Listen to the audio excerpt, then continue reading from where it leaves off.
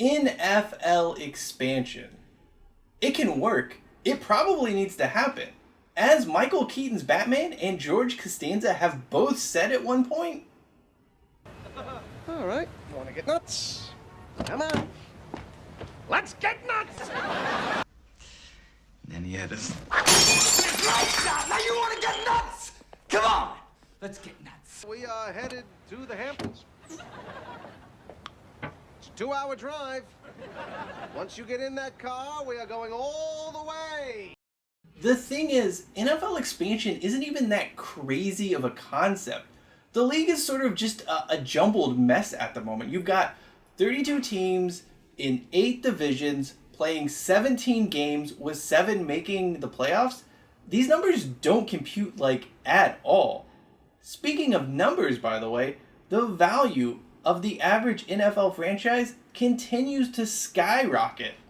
Owners are going to get more money, players are going to get more money, and they're going to get more jobs. Fans get more games, new markets, get teams to call their own, and really, everyone wins. So, what do you say, Roger Goodell? Let's get nuts. Let's expand the NFL. Here is our look at just a few of the questions that need to be answered and what a possible NFL expansion could look like. I've already mentioned adding 4 teams is ideal. That would bring the league up to 36 active franchises. From there, we would move to a pre-Houston Texans layout of 6 divisions, although there would be 6 teams in each one this time around. We'll get into the logistics of that a little later in this video. This probably leads to the regular season being bumped up to 18 games. I mean, owners could take it down to 16, but we all know that that's not happening. So as far as the schedule goes, you're looking at 10 divisional games and 8 non-divisional games. The league can gerrymander those non-divisional games however it wants. The same thing likely goes for the playoffs, which would probably be expanded, and that can be done, again, however the league sees fit. The biggest benefit of expansion from a scheduling perspective is that it actually makes winning your division mean something. Because right now, teams are playing 6 divisional games and then 11 against whoever the hell. Like, that's not really ideal. And obviously, you would lose some of those high-profile non-divisional matchups, but you're also shedding games that literally no one cares about. I mean, who's getting excited for that 49ers Houston Texans inter-conference matchup? No one. Like, so you're losing a lot of those games that just sort of exist. What does a potential 36-team NFL look like? We're going with the 6 divisions of 6. This just makes too much sense not to do. As far as swapping teams and moving teams around, we're going to avoid teams switching conference, although really everything should be on the table here.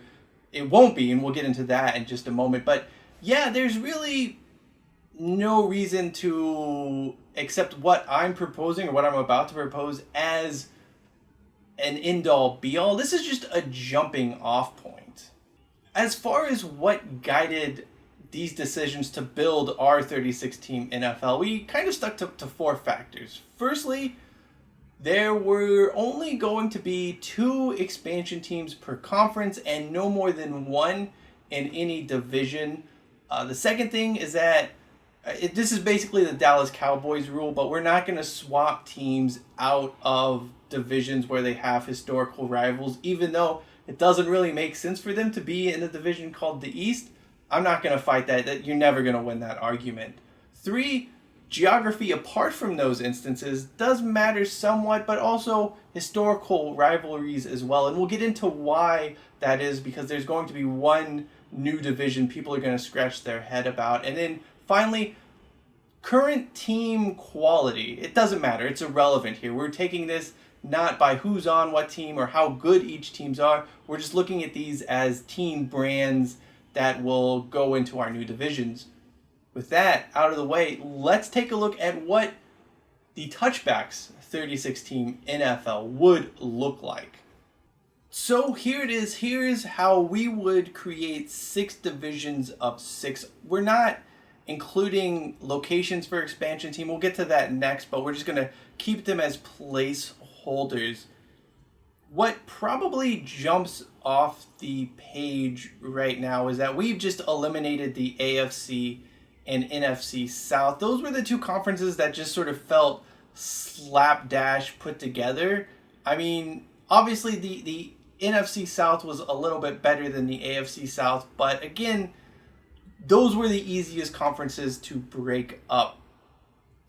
Looking around, the biggest or the most notable division is going to be the NFC West, where we put the Atlanta Falcons and the New Orleans Saints back in the NFC West, which is going to raise some eyebrows.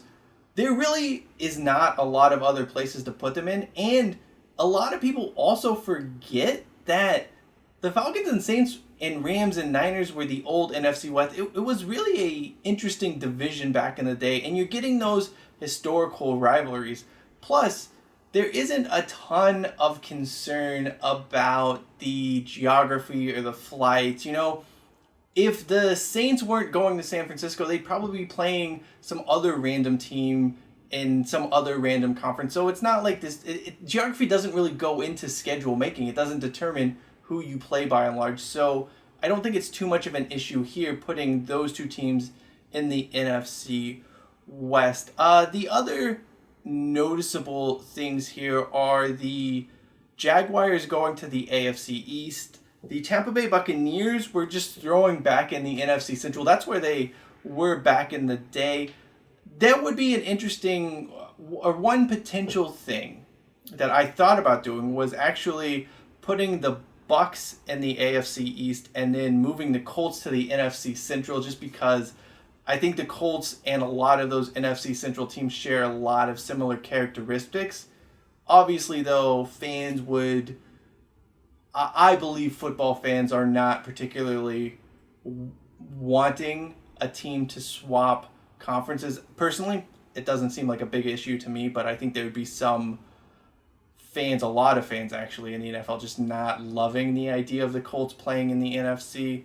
Anyway, the Panthers go to the NFC East, and we just throw the Texans in there with the Chiefs in the AFC West. You'll see the expansion teams. We're going to go over where we put expansion teams, and it'll be pretty obvious where they would slot into this.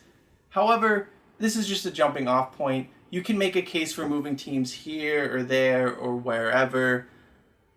I think the one thing that stands out about this structure is just how much better it is than the 8 teams of 4. Even though those 8 teams of 4 may be in smaller geographical pockets, this just looks a lot more fun to me. It looks a lot more exciting to me. And I think it's a better way of doing things. You have to put those 4 new teams somewhere, and that is what we're going to get to now. If I'm being honest, the first 3 slots are pretty much placed themselves. St. Louis and San Antonio definitely need teams. The third team's going to go somewhere in California. Like, it could be San Diego, could be Oakland, could be Sacramento. Whatever city agrees to build a stadium, they're going to get that next NFL franchise in California. The 4th spot, on the other hand, is kind of a crapshoot. You can really make a case for smaller cities with passionate fan bases, your Salt Lake Cities, your Portlands, your Omahas, your Birminghams. Maybe there's a few other cities on that list as well worth considering. I mean, that 4th team can go anywhere. There's no place that stands out as like, this is the place that needs an NFL franchise. So it should be really who submits the best pitch, who submits the best proposal, and who would be best suited for the NFL based on obviously stadium, fan base, etc. One thing I have zero interest in, and I still don't think is feasible, is international teams. You know, some would say, oh, just add 4 international teams. It doesn't make any sense to me. The logistics of a team in Europe or even a team in Mexico City, it's not great. It's never going to be feasible. It's never going to be doable in my view. And if you're expanding the 4 teams and you're playing all of these games, What you can do is you can expand the international series and you can play more games abroad anyway, so that sort of offsets the need for having a team in London or Barcelona or wherever the hell. Why does NFL expansion work? It all comes down to the money. The claim against NFL expansion has been owners would get a smaller slice of the pie. However, the math doesn't really back that up. And here's why. The Denver Broncos are up for sale, and the asking price has been set at $4 billion. Naturally, adding 4 teams would diminish supply. So let's just say the NFL commands a $3 billion expansion fee for each franchise. The league rakes in $12 billion in entrance fees alone. But wait, there's more. The NFL is creating 36 extra games per season, along with the possible addition of an 18th week and an expanded playoffs. That alone would create an additional TV package which would add a significant sum of money to the NFL coffers. At the very least, when you factor in the expansion entrance fees and additional TV revenue, each current NFL owner probably pockets roughly $500 million because of NFL expansion, and those extra games do ensure that they don't need to worry about a shrinking slice of the pie, that their pie would probably maintain its same share, or most likely it would grow a little bit with the extra games and extra TV packages. Meanwhile, players win with the introduction of 250 more jobs, along with about an extra billion in salaries and some negotiating chips when they do sit down with the league during next labor negotiations. Things like, that 18th game, the expanded playoffs, those would all be on the table and could be used as leverage to perhaps extract a little more money from the owners. Finally, fans win because the expansion process is so much fun. There's an entire generation of football fans who've never gone through what the expansion process entails. Now, some that follow hockey will obviously understand what makes it great, but if you don't follow hockey or the NHL and you don't know what expansion is like, it kicks ass. And to have 4 teams come in, this would be staggered basically across an entire decade. So the NFL would dominate the offseason news and the headlines even more than they already do. Plus, we're going to get more games. It's just a great situation for fans, and I think it'd be extremely enjoyable. There are some potential downsides to NFL expansion, and I stress the word potential here. The most talked about or the most notable one would be diluted play, but I really just don't see that happening. For most positions, there are more than enough talented players to fill out 4 extra rosters. Seriously, in this season alone, we saw Detroit Lions running back Craig Reynolds literally just come in off the street and score a touchdown in a preseason game, and then didn't play in a game for 15, 16 weeks, got another shot and came in and rushed for 100 yards. Don't give me this there aren't enough players argument. Of course, there are 2 positions that stand out where that could be an issue. Offensive line is one, and then quarterback is the other. Quarterback play is definitely a concern. However, there's always been that argument that really just more starters reps could give more quarterbacks a chance to develop. The expansion would, I guess, prove if that theory was true or not. But beyond that, it would force offenses to get more creative, or it would force offensive coordinators and head coaches to maybe try different things or different systems to work around average quarterback play. Would we see the triple option offense in the NFL? I doubt it, but would you see some different things, or would coaches be more willing to try new things to create workable offenses? Absolutely, and I think that would be really fun to watch.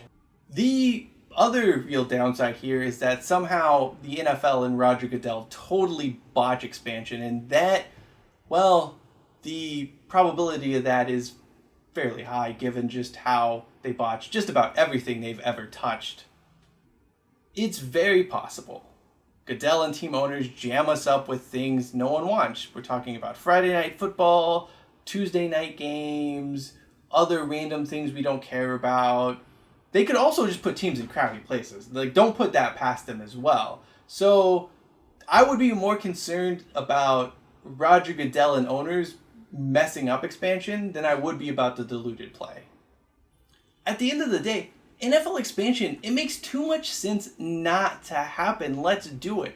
And don't pussyfoot around and add like a team or two or give London a team. Do it right. Add 4 teams, give us 36, give us 6 divisions, give us 18 weeks, and it will be awesome. Come on, Roger Goodell. Let's get nuts. All right, you want to get nuts? Come on. Let's get nuts! So, of course, I know this isn't happening. Like, there's no way in hell the NFL is expanding, but a boy can dream, can he? Anyway, let me know how you would expand the NFL and where you would put your expansion teams in the comment section below. I know all of those people I pissed off in the Birmingham video will tell me Birmingham, Alabama deserves a team. I'm not so sure about that. Anyway, this is the Touchback. I'm Cheyenne Hollis, and you know the drill. Hashtag take it out to the 25. And then he had us. Right shot. Now you want to get nuts? Come on. Let's get nuts.